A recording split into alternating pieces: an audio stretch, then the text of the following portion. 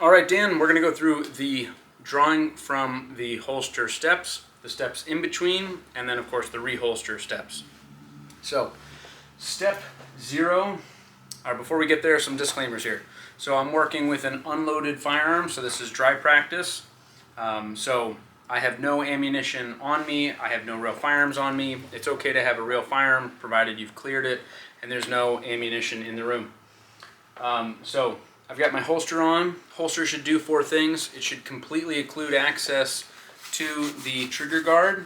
It should retain the gun sufficient that I can put the gun in the holster and be able to give it a shake, and it should not come falling out.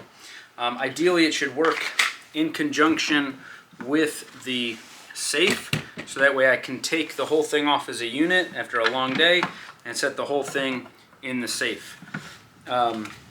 And then let's see, and then lastly, it should retain its shape. So even after I draw, the holster has retained its shape, which is going to allow me to safely reholster. Okay, so step 0 is recognizing where we will be if, God forbid, we have to draw a gun in a self-defense encounter. So I'm not going to be here, cowboy action style, right? I'm probably going to be here, right? Whoa, whoa, whoa, whoa, be cool, be cool. All right, so that's our step 0, our prerequisite. So you might be something like this, right? You might be something like this, or something similar. You might be seated, you might be standing. We're going to start standing from the surrender position.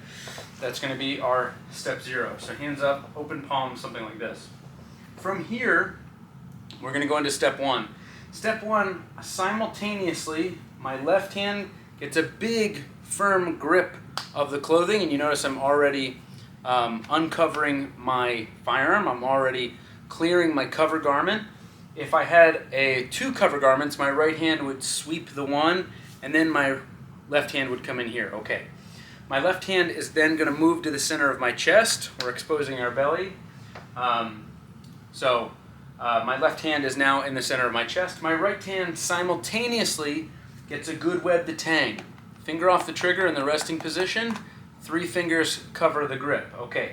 Now if I have to burn time, I would rather, if I got here, I would rather burn the 1/10 of a second to get that good web to tang instead of trying to draw the gun at the back of the grip and have an improper position on the back strap. I want a good web to tang. Okay, so from there we're at step 1. Now step 1 is very important because the majority of defensive encounters are solved in step 1. Meaning, if I'm attacked, right, and there's no one around, it's just me in here. If I'm attacked or someone's climbing in through a window in my house, I may get to step 1 and issue verbal commands from here, right? And that's going to present an organized quality. I am using force.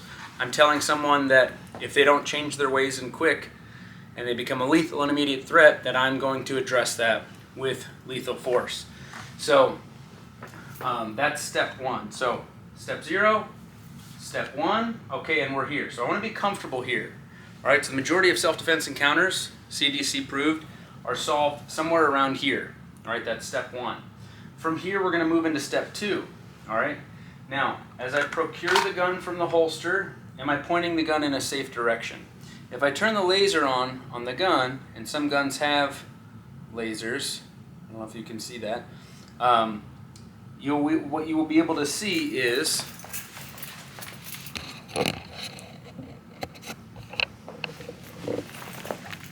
that the gun is right alongside my pant leg. Okay? Now, is that a safe direction? I'll let you think about that one for a moment. The answer to that question is yes. Okay? So yes, it is a safe direction, but it is that path of least consequence that we talked about in lesson 1. Now, there is no buffer zone there, right? It's uncomfortable. It's very close to my body. So immediately going into, as we proceed through step 2, I'm going to immediately, as soon as I get that muzzle, the end of my barrel, past the holster, I'm going to immediately orient 45 degrees away from my body. And if I have a target, then I'm going to continue and orient the gun at the target. Now we talked about our 4 methods of marksmanship. So if, and I'll turn my laser off. So if I 45 degrees away, 45 degrees at my target, then can I shoot from here? Yes, and that would be called which one of the four? Unsighted fire. So from here we can shoot at our target. Okay, so I can shoot from here, yes. Notice that my left hand being here, it is clear from my muzzle. Now, oftentimes I will have students use their elbow, so get a point of contact at the top of the iliac crest, and that way, for the purposes of range purposes, we're even farther, the muzzle is farther away from that left hand. In reality, if you are pushing someone away or you're issuing that verbal command, then we may be shooting from here, which would be not fit for range for sure. So my left hand's here. We have that first method of marksmanship, the unsighted fire. As we proceed to the next step, step 3, I'm going to karate chop from underneath. I'm using the top of my left hand pointer finger to karate chop from underneath and into that trigger guard. All right, the important thing about step 3 is we get 2 hands on the gun is that I'm not combining both hands because that would be very problematic and I can have an unintentional discharge. So I want to come from here to underneath the gun, karate chop into the trigger guard, 4 fingers cover 3 fingers, both thumbs point forward. All right, and now I have my 2-handed grip. I can take a shot from here. That would also be unsighted fire. I can press out, and now we're proceeding through the rest of the methods of marksmanship. Point shooting. Next one is both eyes open, and then we proceed into one eye open, also known as front sight focus. Okay, so from there, those are our draw steps, and I'll get in a little more detail for those as we go through it. From there, we're going to head into our next phase, which is not the reholster. Our next phase is to assess. What are we assessing? We're assessing whether our target is neutralized or whether it requires more shots. All right, so here is our target. All right, so we've done a pretty good job there. But at the end of the assessment phase, we want to see if our target is gone or neutralized. So, okay, great, our target's gone, it's neutralized. And where are we now? In our draw practice, we're on to the search phase. All right, from here we go into the search phase. My target's gone. Next is I'm going to look for hazards, threats, assets, and liabilities. I'm looking up and down, up and down. So I'm looking for environmental things like cover. Where am I going to move to next? Okay, so if I've identified my cover position, I'm going to move towards the cover position. If I have liabilities in the area, things like children, I want to be cognizant of where they are, making sure that they're not moving into my line of fire. If I have assets, people wearing scrubs, military outfits, police officers, other trained professionals, things like that. If I have someone in scrubs, then I figure that I have a medical professional. If you get on an airplane, you see someone in a military outfit, you figure that, hey, if something bad happens, I'm going to be able to call on them. Those are assets, okay? So if you've ever taken CPR, AED class, you know that one of the steps before you give CPR is you look at somebody and you point at them and you go, you go call 911, you go get an AED, right? You go flag down the ambulance. We want to think of verbal commands and how we would use assets. So that's something that I'm searching for.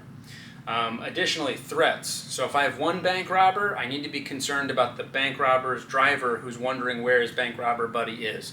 I want to make sure that if someone's coming in through the front door, that I'm aware of the also bad guy coming in the back door. Now, there's something we should talk about, which is law enforcement response, right? Or other concealed carriers or retired cops or off-duty cops, things like that. So can those things be a threat to me potentially? Yes. Am I able to defend myself from, say, cops arriving? Absolutely not. So I need to be aware of that threat, but that's not something that I'm going to address with my firearm. If anything, I would address with my lack of firearm. But moving on. So when I search, I want to search without searching with my gun. I don't want to do this. Where I look cannot be where I point the gun. So what I want to do is be able to scan 360 degrees. Oh, here's my cover. That's great. I'm going to move there. I want to scan 360 degrees and be aware of my surroundings and not point the gun where I look. All right, so to emphasize that point, here we have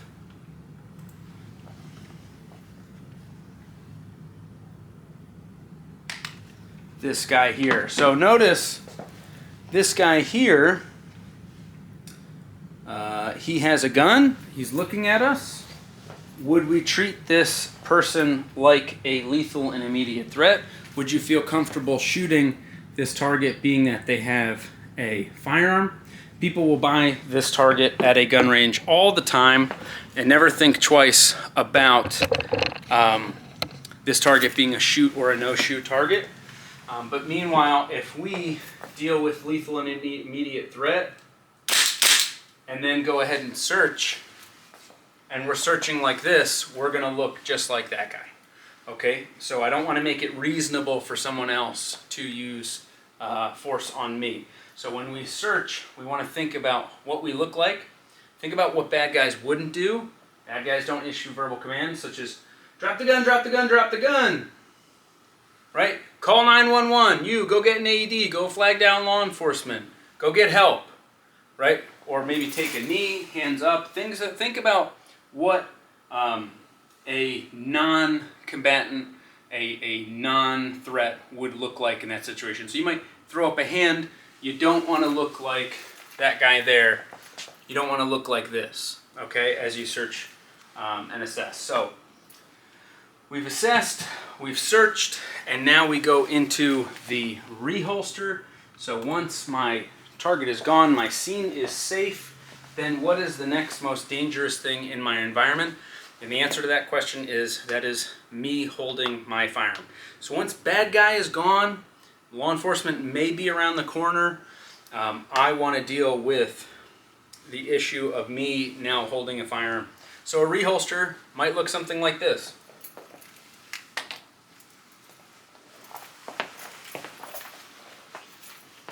Right?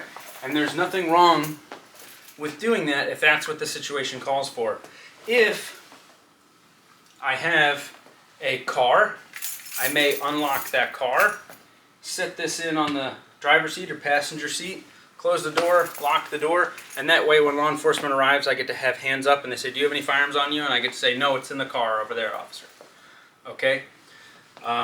That is going to be a much better situation to be in when law enforcement arrives, rather than law enforcement arriving and me saying, you know, over here, the guy ran that way. Then they're going to have to secure me first with that firearm because I'm an unknown entity, okay?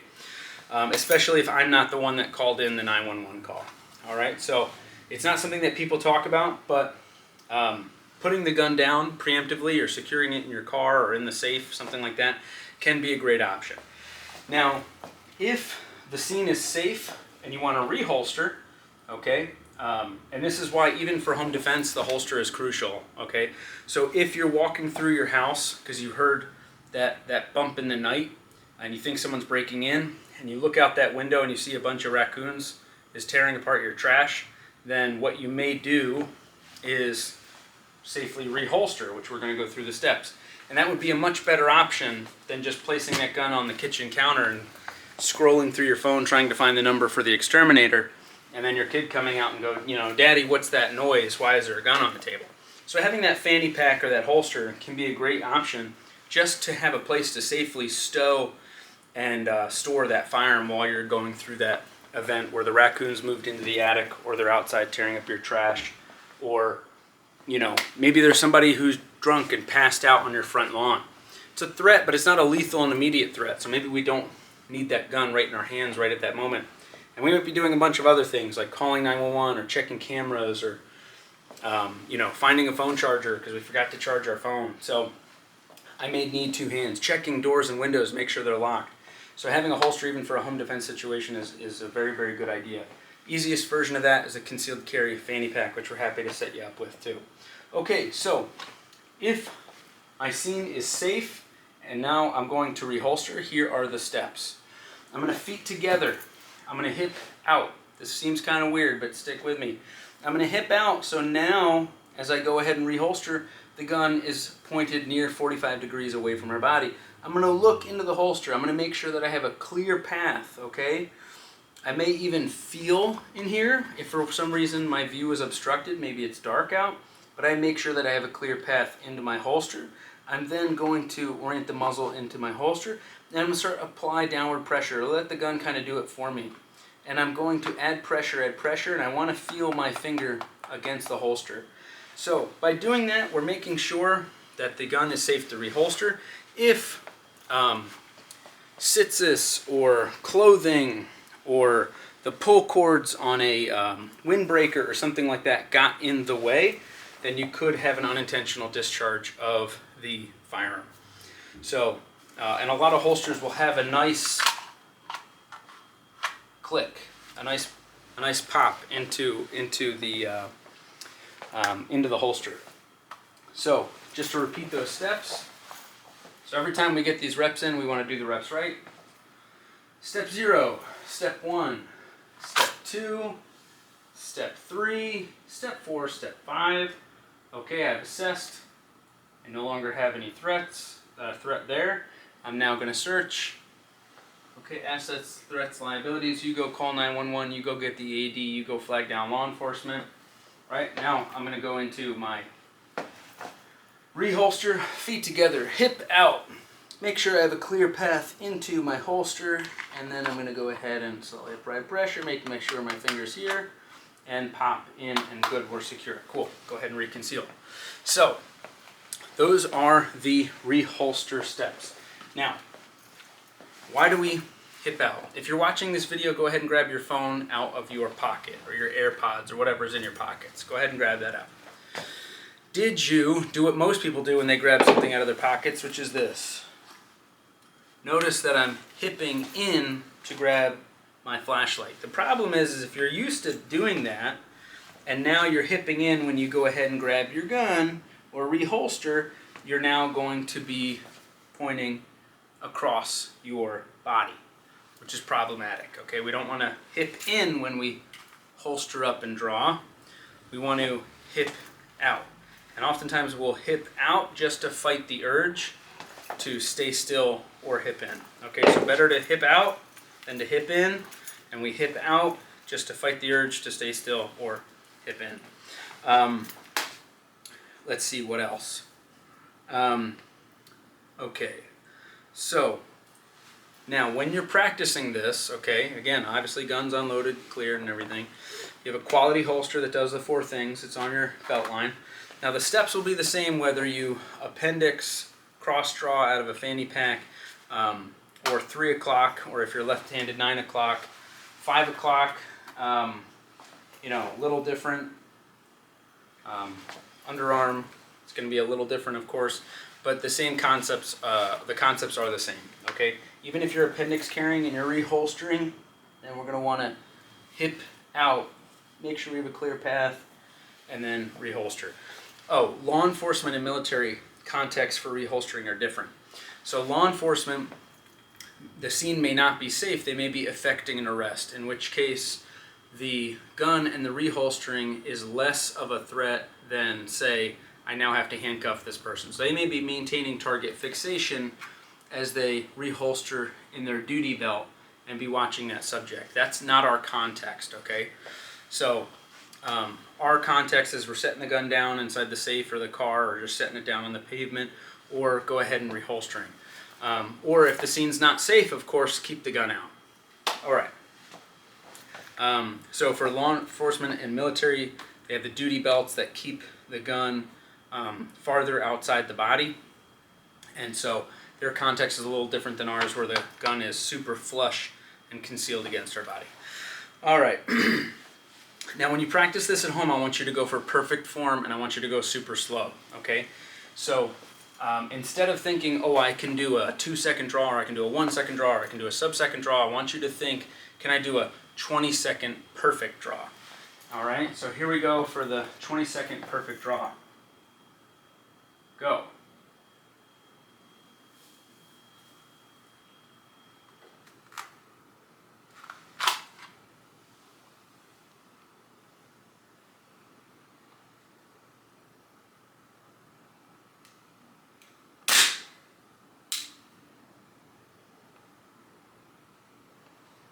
All right, now we time the draw, okay? The draw starts from the time we go for the gun to when we get out and take the appropriate shot per, distance to target, size of target, our skill level, etc. So we time the draw. We never time the assess, which we always do. We never time the search, which we're always going to do. And we never time the reholster, okay? Because that would be dangerous. All right? We want to add in things like moving to cover. 90% of our practice should be dry practice, 10% should be live fire. So if we're only doing live fire, then we're going to build in those nasty habits of the concrete shoes and things like that. So not only is it important to be cognizant of how fast you can do a perfect draw, but what is the time of a bad draw? Or what is the time of a draw from cover in which your target's behind you? Or what is the time of you drawing while you're moving to cover? So have fun with it, make it dynamic. It should be interesting, it should not be boring. All right, here we go for the reholster. Feet together, hip out, clearing a path to my holster. I have a clear path to my holster. And then, there we go. Okay, and reconcile. So, we want to make sure that we do all those steps. Here's how you make it interesting for yourself at home. Go for the slowest perfect, right? Try and get that 20-second draw. It can oftentimes be a struggle. Don't do weird stuff. It's a good idea to film yourself. You'll have to film yourself and send that stuff to me. Common mistakes is an inefficiency and economy of motion, but it looks fast. Stuff like, right? So when you do stuff like that, it kind of looks fast, but it's all herky-jerky, and there's a lot of extra movement in there. And then, of course, there's the dangerous one of combining both hands, things like that. So don't bowl, don't fish, don't teacup, don't pinky out, don't do weird stuff. Film yourself. Try and go for slow and perfect first. Before I do that, I have to assess and search. We always do those steps. If you don't do them in practice, you will not do it in real life. Okay, so here we go for the reholster. Okay, here's how else you make it interesting. One thing that you can do is, so we have our color codes of awareness, which I hope we talked about. So here's our color codes of awareness. All right, so level white is looking at your phone, not being aware of your surroundings. Yellow is being aware of your surroundings, which you always want to be. Just head on a swivel stuff. You don't have to be like paranoid about it, but just be aware of who and what is around you. Orange, like, there you are. You've identified possible threats. You're moving to cover maybe. And then red is now we're like going for the gun or the pepper spray or calling 911. Okay, so ways to make this interesting is you can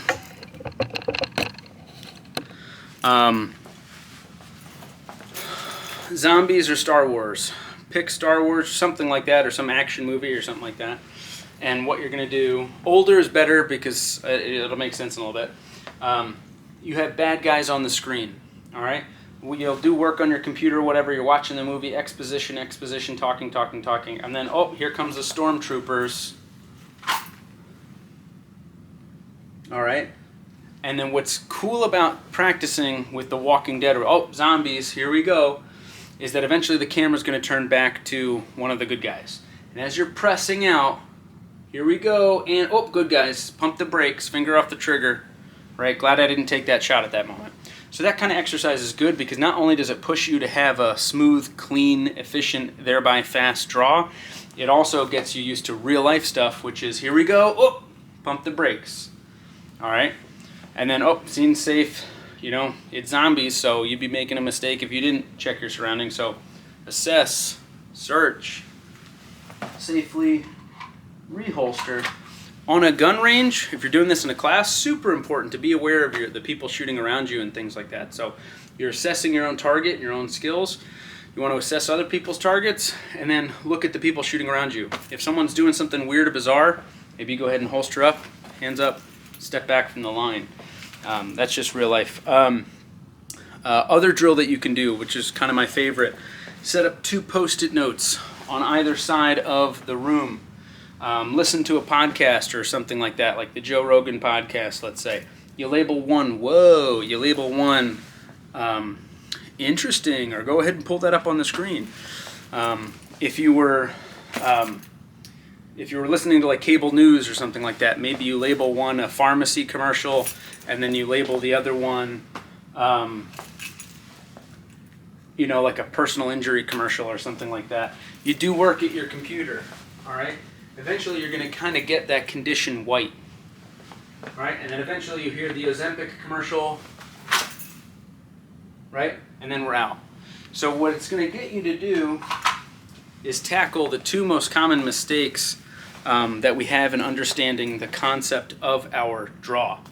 Those are recognizing why draws go bad. So there's really three. So one is recognizing that it's not so much the time of the draw, it's the time of the OODA loop that makes the most difference in situational awareness in the OODA loop in real life situations. Meaning, if bad guy is coming up to me and saying, hey man, give me your money, give me your money, give me your money, and I wait till they get too close and then I try to do this, that would be much worse than if I had been knowledgeable of that threat in the distance and done things like, for example, hey, whoa, keep your distance, I see what you're up to. Hey, I said keep your distance. Now I'm at step one, okay? Don't move, get out of here. And then I go to the gun. By the nature of us timing the draw, the ladder would be longer. It would be a longer draw, okay? But it's much better than having a fast draw but slow to make that decision. So what is the OODA loop? The OODA loop is observe, orient, decide, act, okay? So I'm chilling, I'm being aware of my surroundings, I'm observing. Or no, I'm orienting myself. What's that sound I heard? Whoa, I can't believe that person's doing that. Wow, they're swinging a crowbar at people in the park. I decide I better do something, and now I act, and I commit to the action. So oftentimes, it's not the draw that costs us a lot of time, it's the OODA loop. It's the, oh, I think I'm gonna have the this as an appetizer, and then, oh boy,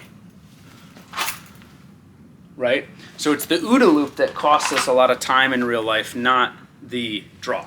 Okay, so that's mistake number one.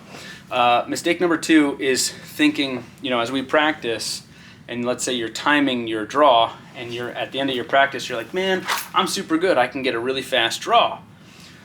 And not realize that out of the 100 draws that you have, 99 of the 99th one is a bad one. What does a bad draw look like? Not clearing the covering garment all the way, and then you draw the gun, and we have this. So let's talk about this, okay? This is an anchor. I can't press out from here. I can't find my sights, so I can't try and push through it. What else do? I can't come from underneath it, all right? Because then I can get more of the garment, and then I'm stuck. The only thing that I can do in this, and I can't try and wiggle my way out of this. That would be a mistake too. That's how people chuck the gun. The only thing I can do is, here comes that taco hand. All right, so you've heard me preach that when we pick up a gun, we pluck, we taco, we web detang, right? Here we've come full circle. So the only way to fix that bad draw is the taco hand, all right? And if you even practice that, you'll see that it's a very fast and efficient way to fix a bad draw. So we want to be cognizant, we want to do the math, okay? How much time does it take for me to go to my OODA loop and commit to that violence of action? If I'm in the restaurant and somebody walks in and goes, everybody give me all your money, and he's now turning, right? When his back is turned towards me, how quickly from that seated position can I draw and take my shot? Right? How quickly can I commit to that violence of action? So we got to sort of do the math there. And then the third one is, it's going to come to me. Three mistakes. OODA loop, doing the math, and bad draw. Yeah, those are the three things. OODA loop, doing the math, and the bad draw. If you're not having fun doing it, you're doing it wrong. So you can always add in things like the moving and drawing. That's an easy way of making it more dynamic. You can do it from the seated position.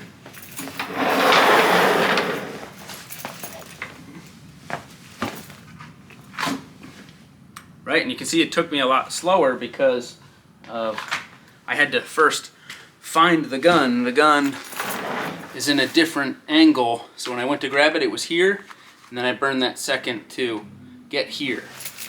Things to be cognizant of. Different clothing, different holsters, things like that. I have a 2-point holster here, so it helps with cant. So it'll cant when I lift my leg up, but it won't cant when I'm stationary. If I had a 1-point holster, it would inadvertently cant throughout the day, but might be more comfortable. So things to be cognizant of. Go ahead and unload, show, clear, and then go through and practice these steps. What I want to see you do is go for that slow draw, and then I want to see you slowly speed it up. Remember, the qualifier is not timed, so you can have a very slow draw, and there's a lot of efficacy for that as well. Let me know if you have any questions. Let's see those videos on WhatsApp of you going through the process. Thanks so much. Take care.